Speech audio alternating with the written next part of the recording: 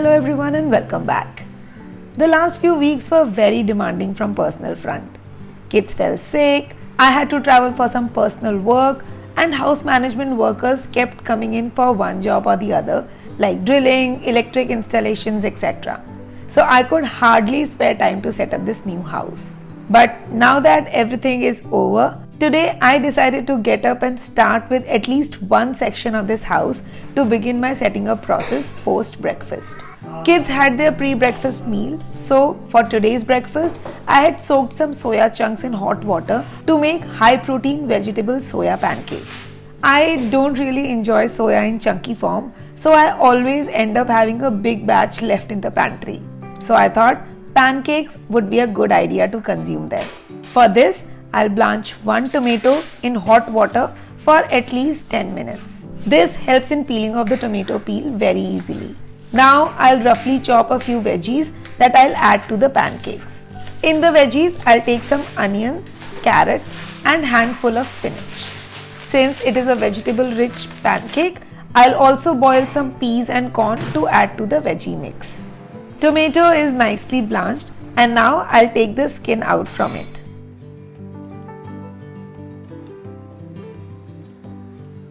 Now take a blender and add the soya chunks after squeezing all the water out. Add the boiled tomato, 1 green chili, 1 inch of ginger and some curd to make a fine puree.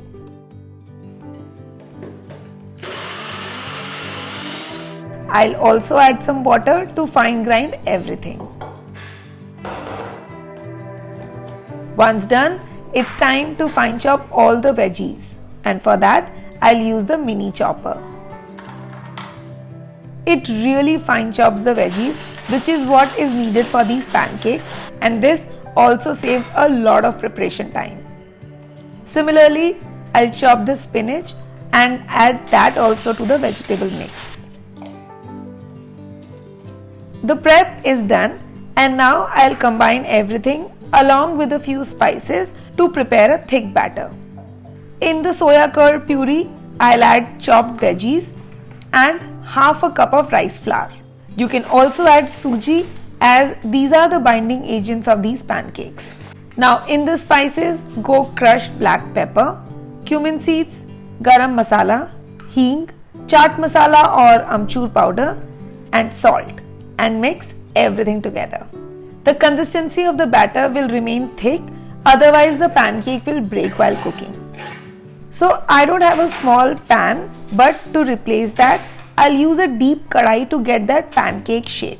Now to cook pancake, I'll first add half teaspoon oil and splatter some mustard seeds and then add the batter on top and cook it covered for 3 to 4 minutes from one side. Once done, I'll then flip and cook the other side for another 3 to 4 minutes.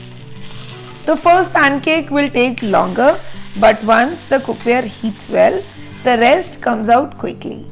Once the pancake is ready, I'll take them out on a plate. I had some coconut chutney in the fridge, which goes well with these high protein pancakes. Crunchy from outside and soft from inside pancakes are ready to eat.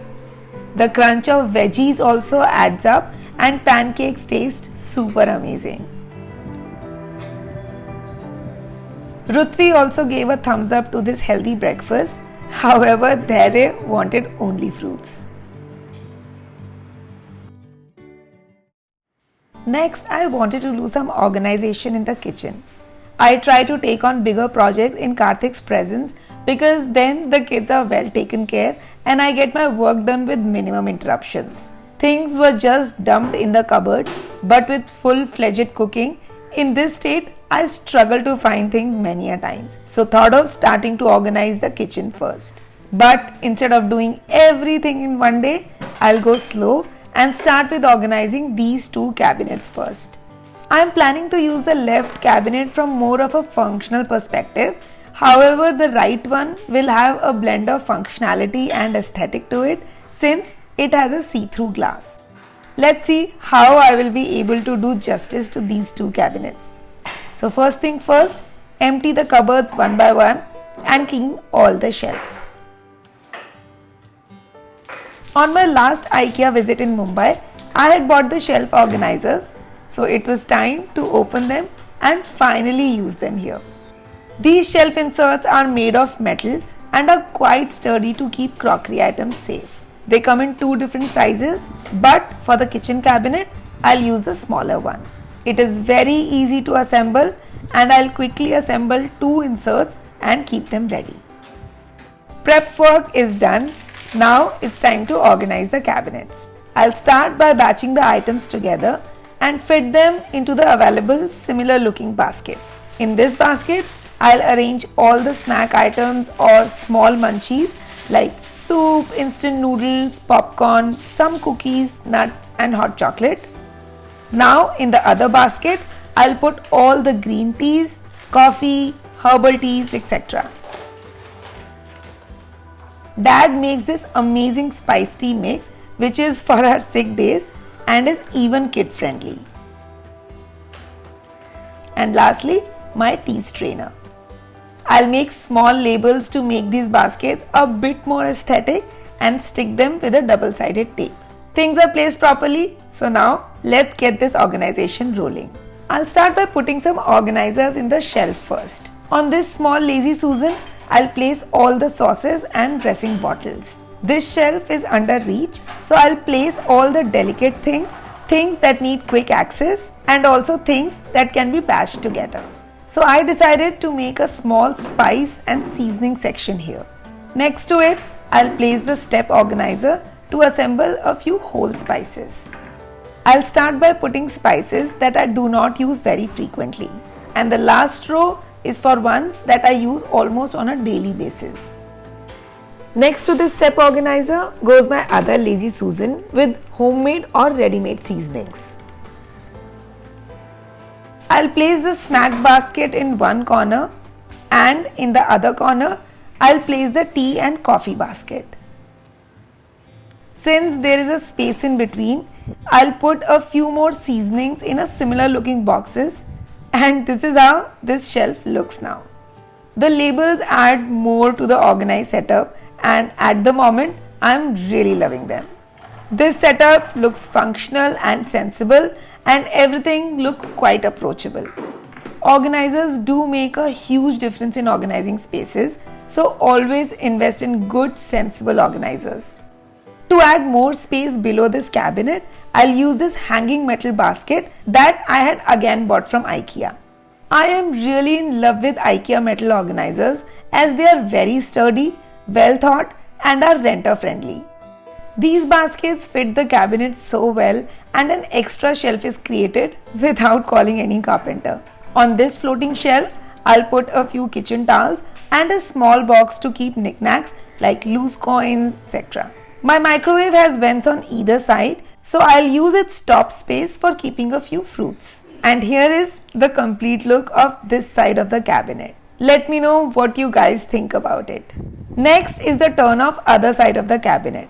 As I told earlier that this one is see-through, so more than functionality, I want to use it as a kitchen decor element. So wish to do some Pinterest inspired setup with my existing crockery. And after all the analysis, I picked out a few items from my crockery unit to put on this shelf. A few items are utility per se and a few more to meet aesthetic needs. The first thing going up is this shelf insert, below which I'll place the mixing bowls which I use at times for cooking purpose. Next to it goes all the quarter plates because I use small plates a lot frequently in the kitchen for both cooking and serving purpose. This plate organizer can hold quite a lot of plates, so perfect for this shelf.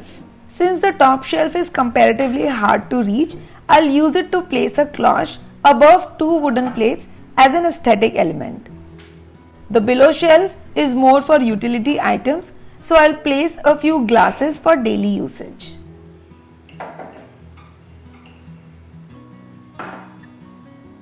Back on the top shelf, I'll place another shelf insert to further divide the space. Below the insert, I'll put this beautiful wooden casserole that I had bought from Amazon. I really like the whole vibe of wood and white in this cabinet. Now on the top of this shelf insert, I'll put a few bowls again in white color. On top of the bottom insert, I'll put a set of deep dishes that I use on a very regular basis to serve food, and one extra bowl to add to the height. Now the last corner I will use primarily for decoration purpose, so I'll place a round chopping board at the back, and in front of that I'll put some decorative crockery. And this is the final look of this side of the cabinet. I'm sure I'm only going to improve it from here. Maybe add some more color next time. But right now, the combination of white and wood is looking very eye-pleasing. My wish of having a Pinteresty cabinet finally came true, and I just feel so happy about it. So from the earlier cabinet state, I finally managed to change it to this. And this is the final look of both the cabinets combined. I am surely adding a few more aesthetic touches in this kitchen, but before that, I wish to admire today's change at the max.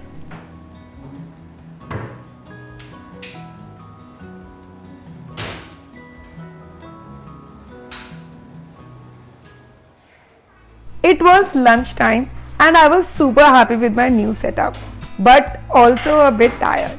So decided to make a quick version of mixed veg in Shahi gravy with Jeera rice. I had kept the rice for boiling, so now we'll start with chopping the veggies. For this mixed veg, I'll chop some carrots and different colored bell peppers. The easiest way to de-seed capsicum is to push the stem inside, and without any waste, the seeds will come out easily. Along with veggies, I'll also grate some ginger and garlic. When you don't have time or feel too tired to cook, try this recipe. It comes out very delicious and you'll be surprised to see how easily it is made. Next, I'll chop all veggies in smaller sizes. Once the rice is 90% cooked, sieve it and keep it covered and let it cook in the remaining heat. Till then, I'll chop the remaining veggies like onion and zucchini. Now to cook the sabzi, I'll start by first sauteing veggies one by one. So in 1 teaspoon olive oil, I'll start with sauteing the carrots first, since they are the hardest among all the other veggies and will take extra time to cook. Till the carrots are cooking, I'll chop some coriander leaves and keep them ready. Next goes zucchini, and after 3 to 4 minutes goes the bell peppers. Do not overcook the veggies as we want some crunch to remain in the vegetables. Rice is cooked completely and I'll now put it on a plate so that it cools down a bit. In the end goes the onion and saute them for just 1 more minute.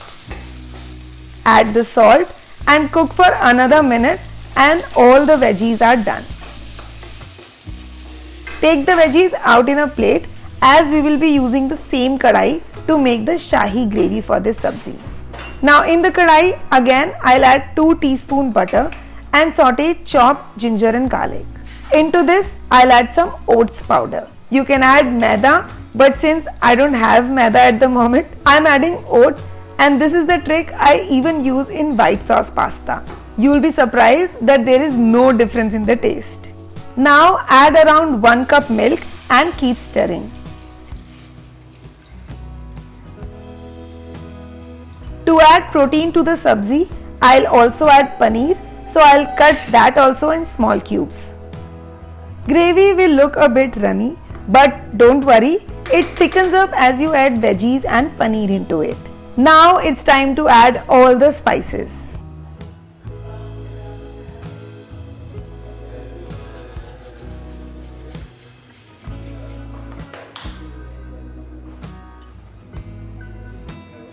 For sourness, I will also add a bit of amchur powder, and you will see that the gravy has started to thicken. At this stage, I'll add all the sauteed veggies, chopped paneer and coriander and mix everything well.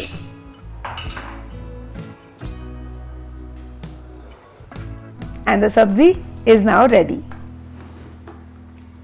So lastly, I'll make jeera rice, and for that, in a kadai, I'll add 1 teaspoon ghee. Now in the ghee, add around 3 teaspoon cumin seeds and saute them well. Then add the cooked rice and mix everything gently. Lastly, add chopped coriander leaves and lunch is ready. It was overall a very productive day. This kickstart of organizing space will give me good momentum to arrange space before festive fever kicks in, and doing this with you all is another level of excitement. I hope you also felt equally good and enjoyed watching this vlog. Give this video a thumbs up and subscribe to the channel to motivate me. You can also join me on Instagram for some daily life updates and a few behind the scenes. Share your thoughts, suggestions and advice in the comment section below. And I'll see you in my next vlog. Until then, stay tuned and stay connected.